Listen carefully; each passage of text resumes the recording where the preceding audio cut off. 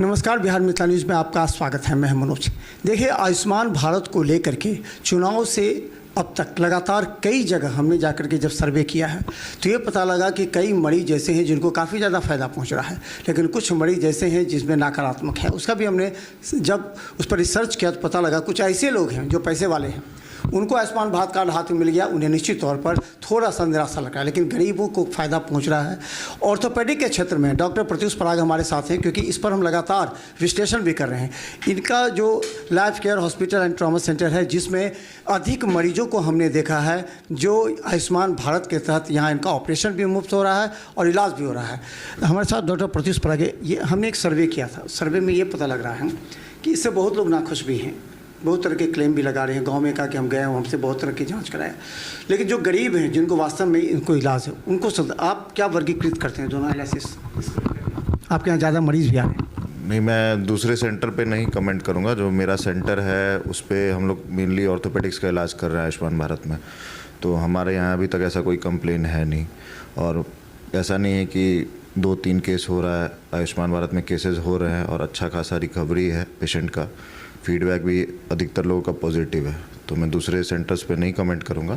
मैं आपको अपने सेंटर की बात बता सकता हूँ। आयुष्मान भारत को लेके बहुत से मरीज़ हमें भी फ़ोन करते हैं, हम भी बहुत जगह रेफ़र करते हैं, आपके यहाँ भी करते हैं, बोलते हैं, बताते हैं जहाँ भी देख लीजिए। ये बताएं, आप जब मरीज़ आता है तो उसको किस किस केसेस में है? बहुत से ऐसे ऑर्थो में भी है जो उसका आयुष्मान के तहत इलाज नहीं होता है, तो कौन कौन से केसेस में इलाज हो सकता है, ऑपरेशन हो सकता है, किस किस केसेस में नहीं हो सकता है?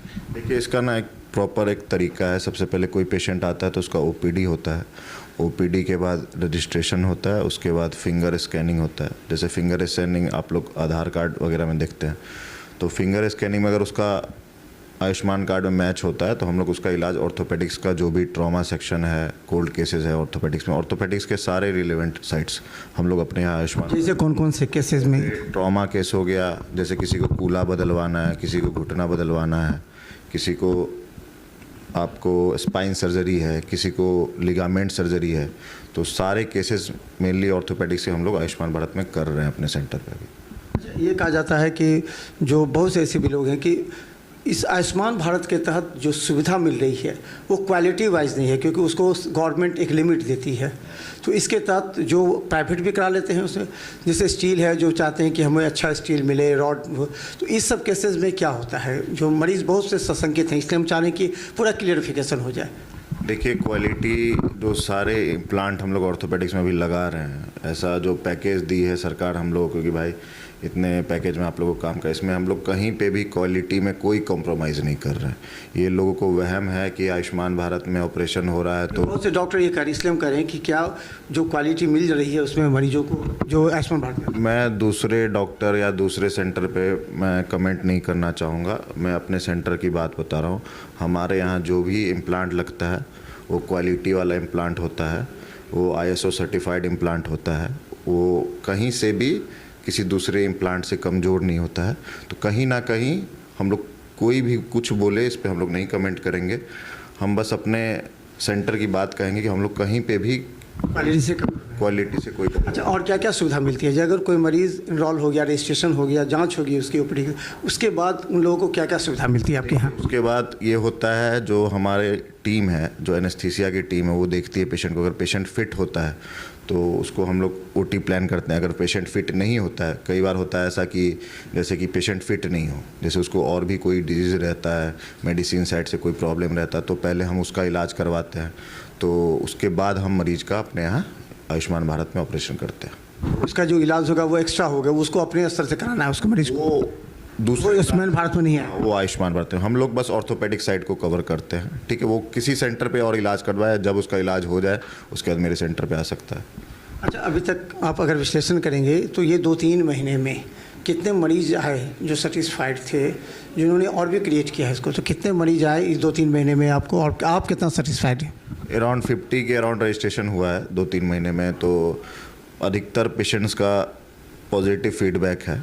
कुछ लोग मार्केट में जैसे कि बोलते हैं कि आयुष्मान भारत है तो भाई डॉक्टर साहब कहीं ना कहीं क्वालिटी में कॉम्प्रोमाइज़ कर रहे होंगे, तो ऐसा कुछ है नहीं।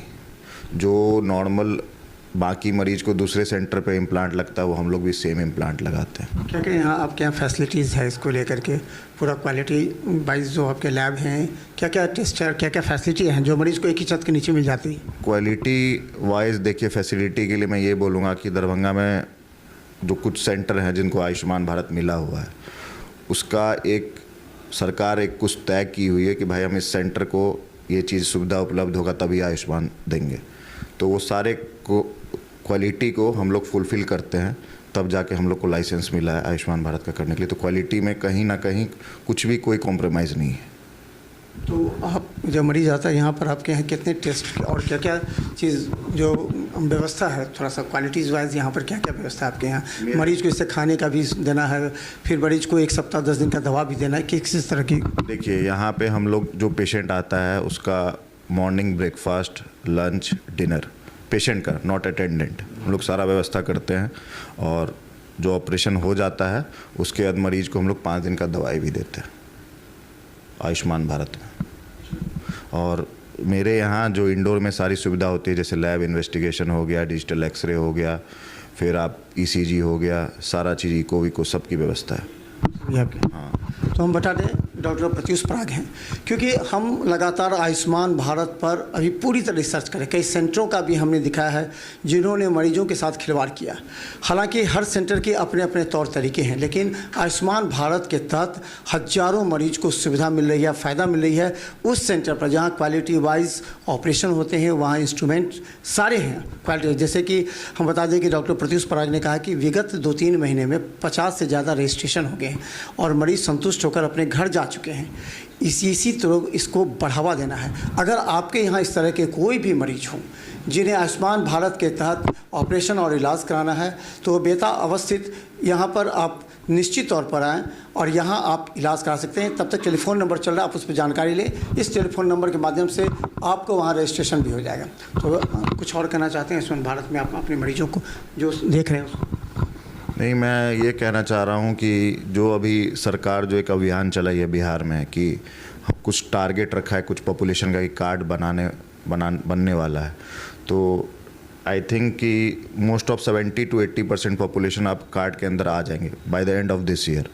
तो आप लोग को मैं ये कहना चाह रहा हूँ कि जिनको भी लगता है कि भाई ऑर्थोपेडिक्स का इलाज बहुत महंगा है, या फिर कोई इलेक्टिव सर्जरी है, किसी को कमर में दर्द है, किसी का लिगामेंट टूटा हुआ जो कि गांव में है, किसी का कूल्हा ख़राब है, तो आप लोग अपना जल्द से जल्द कार्ड बनवा लें और अपने किसी भी नज़दीकी सेंटर जो आयुष्मान भारत से पैनल हो उसके पास जा कर के इस आयुष्मान योजना का लाभ उठा सकते हैं। ये तो हम बता दें, यहाँ हमने देखा था ऐसे करीब 80 वर्ष से ऊपर के कई ऐसे मरीज़ थे जो कि घर में पड़े हुए थे, लेकिन आयुष्मान कार्ड के बदौलत डॉक्टर प्रत्युष पराग ने उनका ऑपरेशन किया।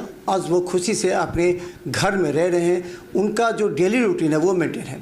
इसीलिए सरकार की इस योजना से लाभ उठाएं और निश्चित तौर पर यहाँ संपर्क करें, क्योंकि हम आपको आयुष्मान भारत पर लगातार अपडेट खबरें दिखाते रहेंगे कि किस किस संस्थान में मरीजों को ज़्यादा फायदा पहुँच रहा है। धन्यवाद। Thank you.